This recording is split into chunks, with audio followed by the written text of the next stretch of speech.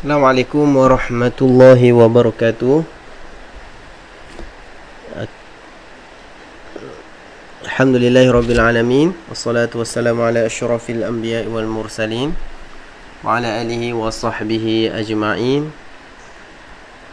Kita bersyukur kepada Allah malam ni.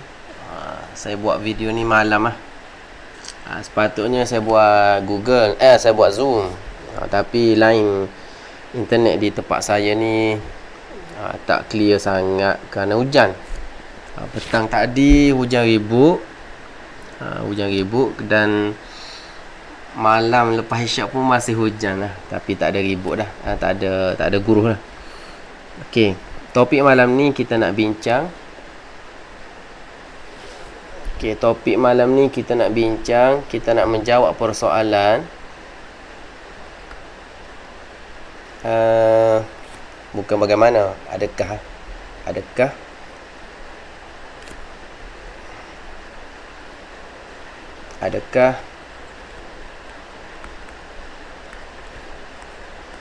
boleh hafal jika masih tak lancar baca?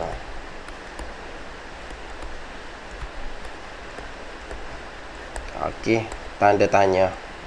Adakah boleh untuk kita hafal jika kita ni tak lancar lagi baca? Baca Al-Quran masih tak lancar, tapi nak hafal, boleh ke tidak boleh? Okey, jawapan dia boleh jawapan ringkas dia boleh Okey, jawapan dia boleh.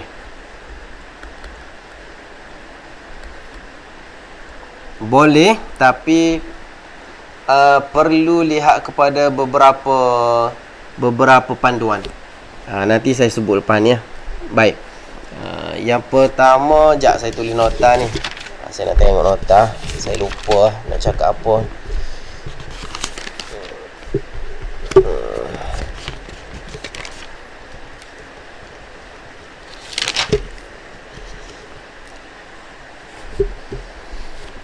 Okey, baik.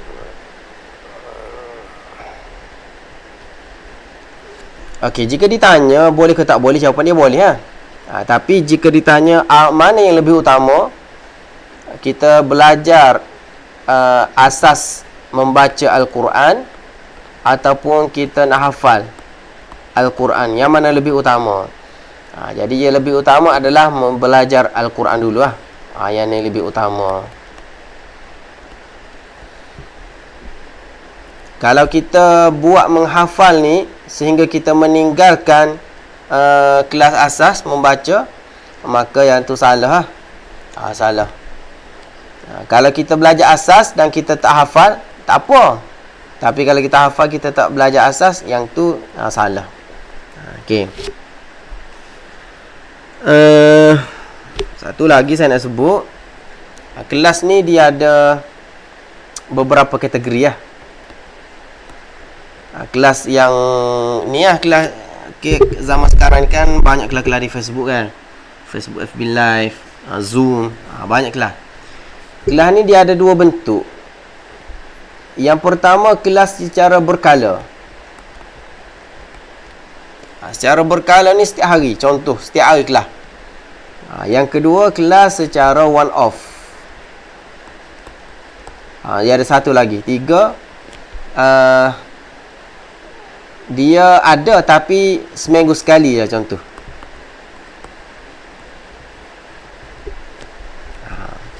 Okey, untuk kelas berkala ni, yang ni jangan ambil banyak. Kelas berkala ni, yang ni jangan ambil banyak. Kita ni ikut jumpa kelas, kita nak masuk je semua. Janganlah. Untuk kelas yang berkala, yang setiap hari ataupun 2 hari sekali kelas, yang ni pilih 1 atau 2 sahaja. Mungkin boleh ambil kelas asas 1, kelas bertatih 1, ataupun kelas tajwid 1. Jangan banyak. Kita jangan tertipu dengan semangat kita. Kalau kita ikut semangat tak lama menyebabkan kita pening. Yang kelas ni nak masuk, kelas tu nak masuk. Yang kedua, masa tak sempat. Okey, kelas one off, yang ni masuk banyak pun tak apa. Kelas one off ni bermaksud satu kali kelas dah habis dah. Biasanya seminar. Contoh biasa saya buat seminar penulisan Al-Quran. Seminar penulisan Al-Quran, seminar menghafal, tajwid, tapau tajwid. Tu yang lama-lama lah saya buat. Yang ni banyak pun tak apa yang ni. Yang ni banyak pun tak apa seminar, sebab dia tidak memakan komitmen masa kita. Okey, kemudian kelas satu kali seminggu. Yang ni kita panggil kekerapan dia tu tak ada kekerapan dia. Jadi kelas saya ni sebenarnya saya tak pasti nak kategori kelas mana, kelas hafazan al-Mu'ni. Sebab hafal al-Mu'ni setiap hari juga. Mungkin bawah ni kot, secara berkala kot. Okey. Kemudian apa saya nak sebut tadi Okey, gini saranan saya. Jika ditanya adakah boleh untuk hafal dalam keadaan kita masih lagi tak lancar membaca, jawapan dia boleh sebab ramai je yang hafal Al-Quran tanpa boleh baca, tanpa dia mengenal bacaan. Yang ni biasanya berlaku kepada budak-budak budak-budak Arab. Bukan Arab saja, budak-budak kita Nusantara ni pun banyak je. Mereka menghafal melalui dengar. Dia dengar mak dia baca, dia dengar ayah dia baca, dan dia hafal. Okey. Jadi kita kalau nak hafal dalam keadaan kita masih lagi merangkak, maka kita perlu buat banyak sesi mendengar. Sebab kita baca masih lagi tak lancar, jadi kita perlu mendengar bacaan-bacaan yang betul, bacaan-bacaan yang tepat, supaya kita menghafal dalam keadaan yang betul dan tepat lah. Kalau kita hanya mengharapkan sekadar pengetahuan kita belajar pun tak habis lagi, yang tu kemungkinan baca salah tu besar. Okey. Jadi kena banyakkan sesi mendengar lah. Jadi saya sarankan bagi mereka yang tak dapat tak lancar lagi membaca Al-Quran, tajwid pun banyak lagi tak tahu, yang paling utama dia perlu utamakan untuk dia masuk kelas adalah dia perlu masuk kelas asas dulu lah. Tapi saya rasa semua peserta kelas Al-Mu'ni asas tu dah ada lah. Tak ada lagi yang tertukar huruf kalau ada yang ni, kalau ada masalah tak kena huruf, tertukar huruf, utamakan masuk kelas yang asas ni dulu. Ni yang paling utama. Bila dah masuk kelas asas, okey, pastikan juga masuk kelas tajwid juga. Masuk kelas tajwid. Okey. Jadi jadikan kelas hafazan ilmu ini sebagai kelas tambahan sahaja. Sebagai tambahan sahaja. Ia bukan utama. Bukan utama. Kalau ada bertembung antara tiga ni, utamakan yang ni dulu. Utamakan satu dan dua kalau bertembung. Okey, maknanya saranan saya anda boleh untuk buat dua-dua dalam satu masa, tapi lebihkan masa untuk buat benda ni dulu. Yang ni sebagai tambahan kan? Tambahan. Sebab kita nak juga hafal ilmu sebab kita nak amal. Kita nak hafal ilmu ni kerana kita nak amal, kita nak supaya mudah untuk kita istiqamah baca setiap malam.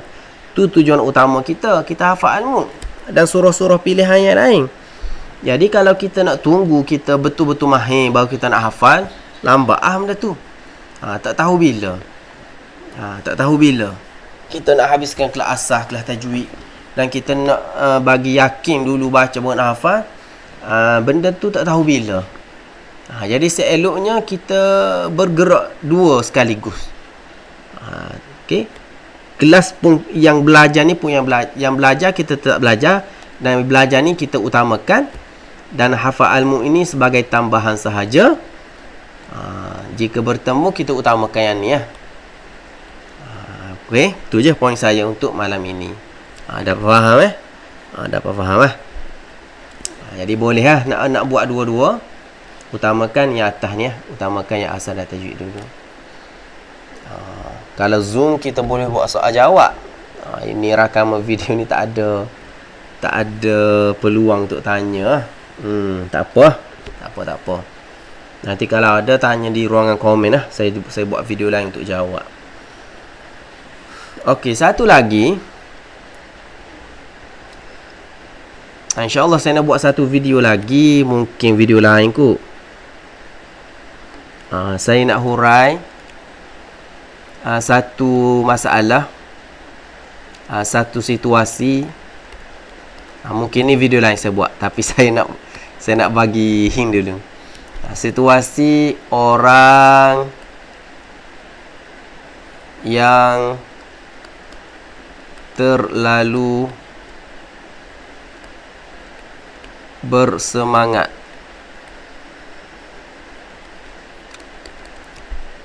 Baik atau tidak? Adakah terlalu bersemangat ini baik? Adakah terlalu bersemangat ini satu sifat, satu perangai yang baik, ataupun ia mendatangkan kemudaratan kepada kita? InsyaAllah saya akan hurai dalam video yang lain tapi saya harap anda faham tajuk kita ni. Tajuk kita ni, adakah boleh hafal jika masih tak lancar baca? Jawapan dia boleh. Okay, saya recap balik. Jawapan dia boleh, tapi kita lebih utamakan yang ni. Kita lebih utamakan kelas yang ni. Apa kelas ni? Utamakan kelas yang ni dulu. Okey, utamakan kelas yang ni dulu. Kemudian sebagai tambahan bolehlah untuk kita hafal ilmu. Sebagai bekalan kita nak amal setiap malam. Cuma satu benda je bagi mereka yang tak lancar ni, dia mesti buat ni. Sesi mendengar bacaan. Maknanya dia mesti banyak menghafal dengan menggunakan pendengaran. Nanti cari di YouTube. Buka YouTube. Okey, cari, tulis di di button search tu. Gitu ke button search? Okey, cari tak aja Al-Mulk ayat 1.